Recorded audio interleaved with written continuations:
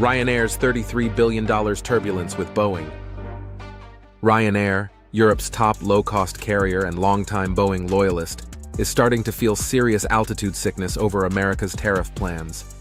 The Irish airline, famous for its no-frills flights and aggressive fleet expansion, is now questioning whether its Boeing-heavy future still makes financial sense.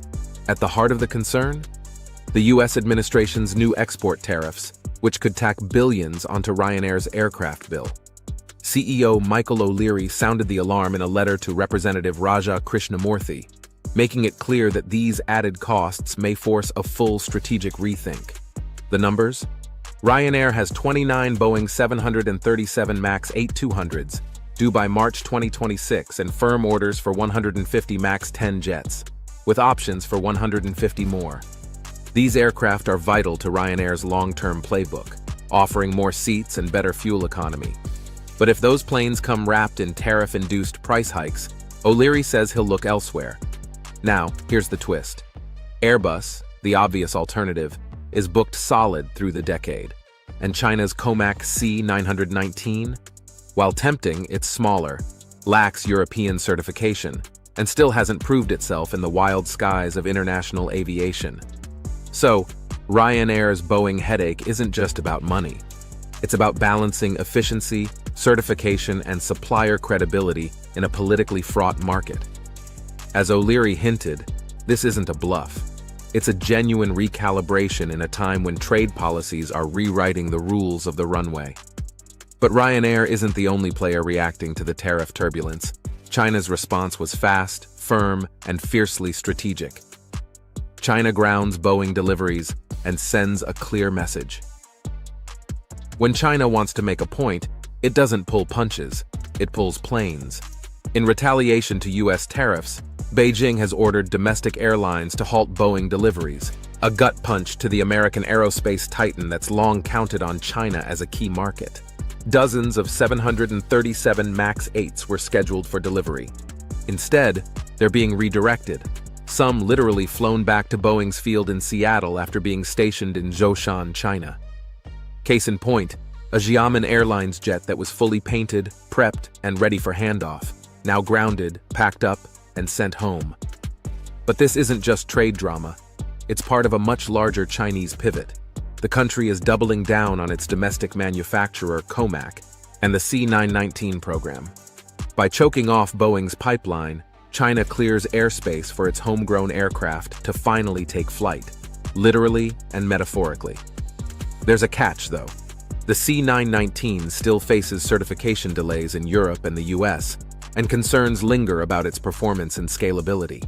But make no mistake, this is China using leverage not just to retaliate, but to build long-term industrial independence. Boeing, meanwhile, is left juggling shrinking global access and growing uncertainty, a tough combination for any firm in the business of high-stakes deliveries and multi-year supply chains. Before we delve deeper, do us a favor and smash that like and subscribe button. It helps us keep this content flying and brings you even more gear-grinding updates from the front lines of the vehicle world. Now, let's shift gears and steer toward how Airbus is maneuvering through this tariff turbulence. Airbus, dodging tariffs, not absorbing them.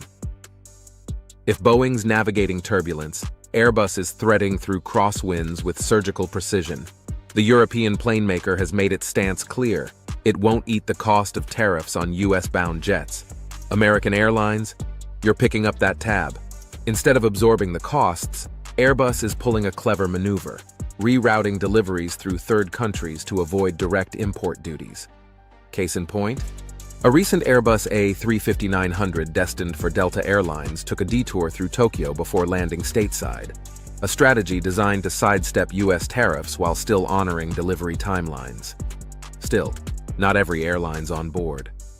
American carriers, already stretched thin by labor costs and fuel volatility, aren't thrilled about these extra expenses. Airbus CEO Guillaume Faury put it bluntly, this trade war has no winners, just bruised balance sheets. The friction reveals how even giants like Airbus are contorting their logistics to adapt. It's not just about building jets anymore. It's about building smarter routes, reworking invoices, and keeping customers from bailing mid-contract. But aviation's troubles don't stop with jets. They're rattling the global economy from runway to boardroom. Trade shockwaves, aviation as the economy's weather vane. The turbulence in aviation isn't just grounded in aircraft orders, it's echoing across entire economies. In Q1 2025, the US economy dipped 0.3%, its first contraction in 3 years. Why? A tariff-fueled import frenzy as businesses and consumers scrambled to front-load purchases before new duties hit. That rush widened the trade deficit, dragging down GDP by nearly 5 full percentage points. Even modest gains in consumer activity and investment couldn't lift the numbers. Layer on stubborn inflation, 3.6% on the PCE index, and you've got a Federal Reserve stuck between the throttle and the brakes. Meanwhile, the Eurozone saw a 0.4% quarterly rise, roughly 1.2% annualized. European exporters made the most of their last untaxed deliveries to the US, giving their economy a temporary lift. But economists warn, those gains could stall fast once the new tariffs fully settle in. What we're seeing is bigger than planes.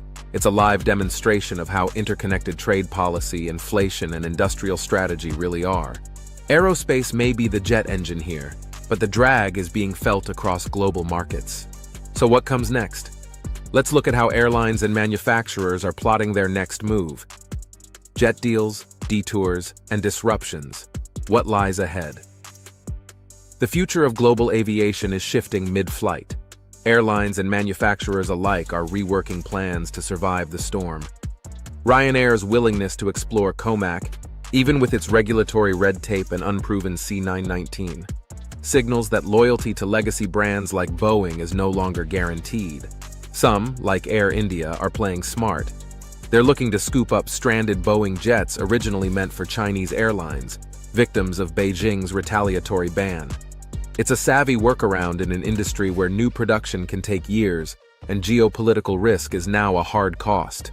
Meanwhile, Airbus is pressing on with its 820 jet delivery target for 2025, working out back-channel arrangements and creative logistics to dull tariff shocks.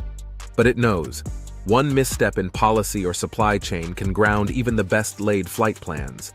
Whether it's rerouting deliveries, rethinking partners, or redefining what's possible, the aviation world is now in permanent adaptation mode.